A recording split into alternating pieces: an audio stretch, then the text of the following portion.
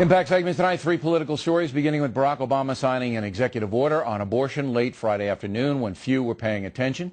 Incredibly, the USA sends more than $400 million overseas every year to help foreign countries with family planning. Why are we doing that? We're broke.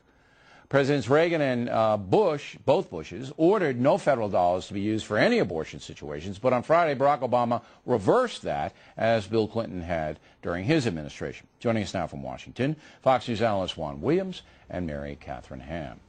All right, Mary Catherine, there are two issues here. Why are we spending, the figure I got today was $460 million a year to foreign countries, chaotic countries like Zimbabwe, for them to have family planning. We're broke. Why are we doing that? Do you know why we're doing this?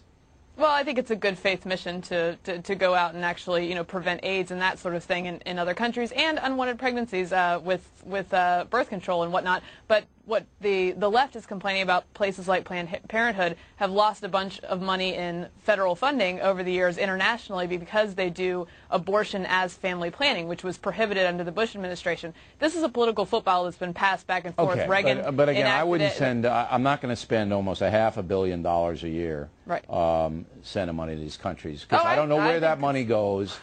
We have no control. I agree, and it's even more crazy for it to go to a abortion-related clinic. Okay, but, now. It's Friday, as you know, Juan, because you've been in the press, what, 87 years? You started when you were 6. Yeah, my 90th is coming up. When you want to put something out that you don't want anybody to know about, Friday afternoons when you put it out, correct?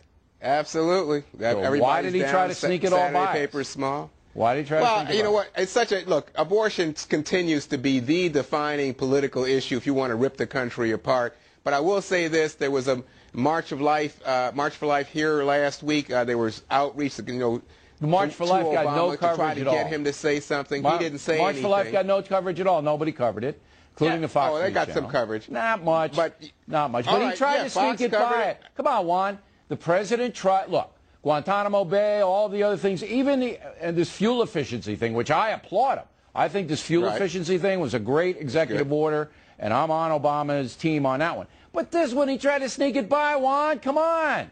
Well, but Bill, didn't it come straight down the pipe? He told you he was going to do it during the campaign, and then he did it in his first few days. He should have had all the abortion guys in there going, "Yay, we love abortion!" You wanted a show. I wanted a big show. To make a big deal. I wanted George Tiller the baby killer going, "Yay! I can make more money killing babies now." No. We know exactly why he wanted to hide it. It's because he thinks that hanging out with NARAL is a liability to him. He's made gains with young evangelicals who are more moderate. Double what Kerry got. As long as you guys are agreeing with me, try to hide it. All right, Juan, Michelle Obama. I don't know much about Mrs. Obama, but she's now has the power of the First Lady's pulpit, which is considerable. How do you think she's going to use this power, Juan?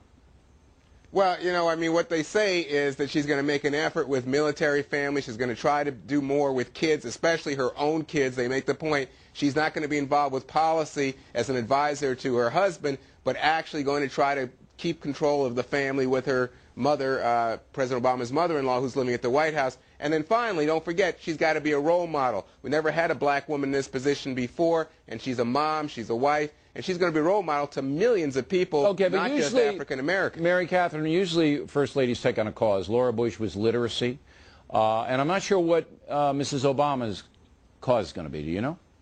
Well, she's talked about taking on the juggling of family and work, which probably entails some sort of family leave discussions, national discussions on that. She has a policy director who's fairly to the left on those issues, although she is going to start with military families, which I think is the best political move when you're talking about supporting families. But, she's got to walk a fine line. Everybody's saying, no, she's not she's not just a nice First Lady who's just going to be quiet. On the other hand, she's got to not drop sound bites like she did during the campaign that were not helpful to her husband, because frankly, if you want to be an unpleasant, heavy-handed First Lady, anything that she says, you'll end up like Hillary Clinton. So absolutely, and let me just tell you this: if you think about liabilities for President Obama that are close to him, Joe Biden's up there, but Michelle Obama's right there. Michelle Obama, she's got this Stokely Carmichael in a designer dress thing going. If she starts talking, as Mary Catherine was suggesting, her instinct is to start with this blame America, I'm the victim. If that stuff starts to come out, people will go bananas, and she'll go from being the new Jackie O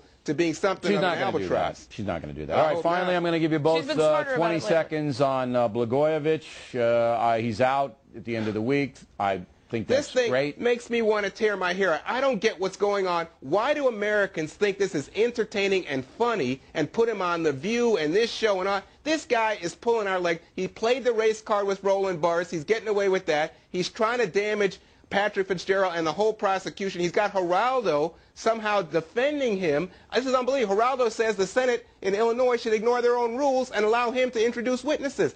This is madness. You know, it's all now come down in Washington to, oh, it was a rule. Burris had to be accepted. Listen, Blagojevich is all he's doing now is trying to poison the jury pool, talking about he's Gandhi and he's Mandela. Please, this is ridiculous. All right, so Juan, Listen, you're not happy. You're not sad to see him go. Mary Catherine, real quick, are you sad to see him go? I'm guilty of thinking that he's entertaining. He's got a 7% approval rating. He goes jogging in spandex. You cannot stop the man. But I think that Democrats are reaping what they sowed on this because they supported him in 2006 Sure when they knew he was being investigated. And the other 3 governors that went to jail in Illinois were all Democrats as well. That's what I pointed out. Mary Catherine, Juan.